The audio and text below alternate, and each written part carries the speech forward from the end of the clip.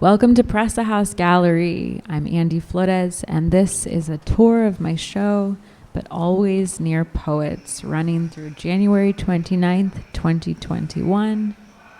This show title comes from a book called The Poetics of Space by a philosopher named Gaston Bacliard. And the quotation that I was really drawn to sort of tie in all the elements of the show was, "We comfort ourselves by reliving memories of protection. Something closed must retain our memories, while leaving them their original value as images. Memories of the outside world will never have the same tonality as those of home, and by recalling these memories, we add to our store of dreams. We are never real historians, but always near poets, and our emotion is perhaps nothing but an expression of a poetry that was lost." In this first video called Cheer Up Charlie, we have a red devil figure, and she's sort of like a siren beckoning to you, except is she there? Is she not? There's some glitch in the video. She's singing to you. And what's interesting to me about this is just the overall process of my self-portraiture and video making. A lot of it happens in public spaces that are otherwise pretty boring. So it's me inserting myself as this otherworldly figure in these spaces. It's just me and the camera for hours at a time, which usually means that, there's some public voyeurism at play, which makes me vulnerable, which makes me a little bit embarrassed. And I think there's a lot of productivity to being vulnerable and embarrassed in public. In this video, there's a nun at the door. And I filmed this using my parents' surveillance camera system that they have at home, where every time someone is like at the front or back porch or moving around in the living room when they're not home, they can get alerts on their phone and sort of like witness all of these goings-ons in their household. And in terms of all the watching, me watching home videos, me being watched, and this one, it's sort of like another form of being surveilled, right? This kind of constant surveillance. But this time it's a wacky nun at the door, and she's trying to sell you some big ideas. And it's up to you if you're gonna answer that dang door or not. In this series of videos, which are displayed on TVs mounted from the ceiling, you, as the audience of this show, are being watched. The display, the setup of the TVs, to me, is reminiscent of the way old clunky security cameras are often clustered. And if you watch long enough, in one of the eyes, there's footage from my great-grandmother holding me shortly after I was born, saying, "Once she opens her eyes, you're going to wish she closed them." So there's this like sort of projection for maybe what my life should be like and what my parents and family will want for me versus how I might turn out.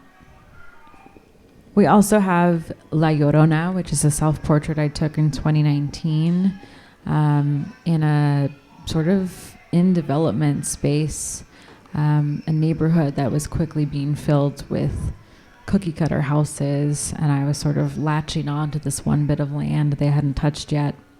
So again, inserting the sort of like weird, maybe creepy figure of this Tweety bird holding another Tweety bird, showing off her trophies. Again, sort of like, how did she get there? There's like a sadness to it. And again, like, was probably an interesting experience for the construction workers that were around me in the making of this self-portrait. And then we have self-portrait 1, which I took over the summer. And it's me sort of trying to move away from using my body as a storytelling device in a self-portrait. And this is made from a set of happy birthday balloons I got from H-E-B. But instead of happy birthday, of course, they say, "Ha ha, pity." And I think it's very fitting for how I was feeling at the time. Like a vulnerable clown. Isn't it funny? There's also a video series, a video duet, if you will, called Romeo and Juliet, one of which plays on the projected wall in the gallery, and one plays on my great-grandfather's old television set.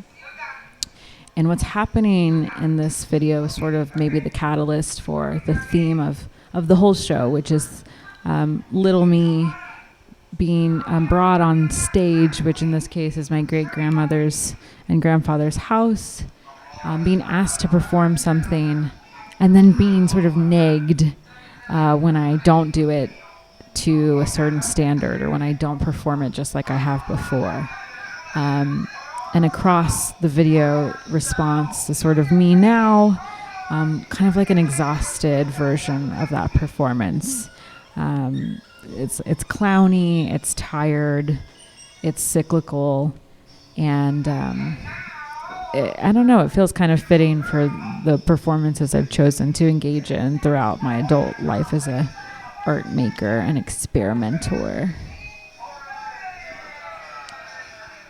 Then we've also got a video of this green, alien, otherworldly creature, and she's picking and prodding at herself, and she's posturing her body in ways that feel like kind of impossible. She's not reaching the look she wants.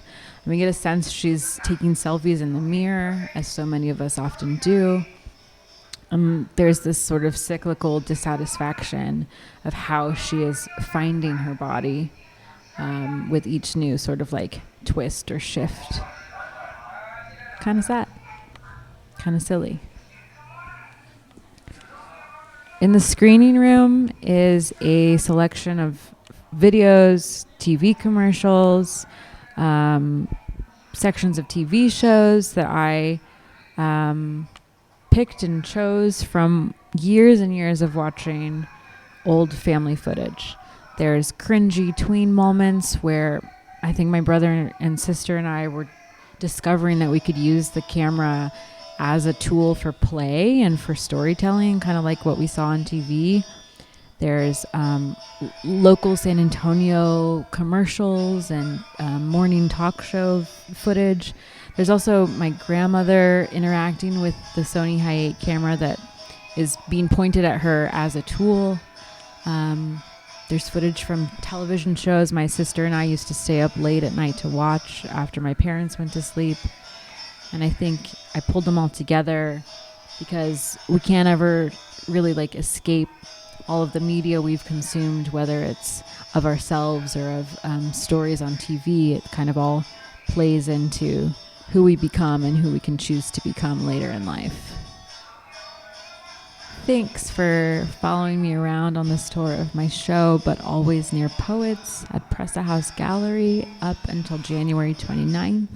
And you can get all the information you need at pressahouse.com. I want to say thank you to everyone who made the show possible. Obviously, my family for years and years of surveillance, but also people like Ivan Alonso and Magdia Limon and Rigo at Pressa House, everyone who helped me put it up and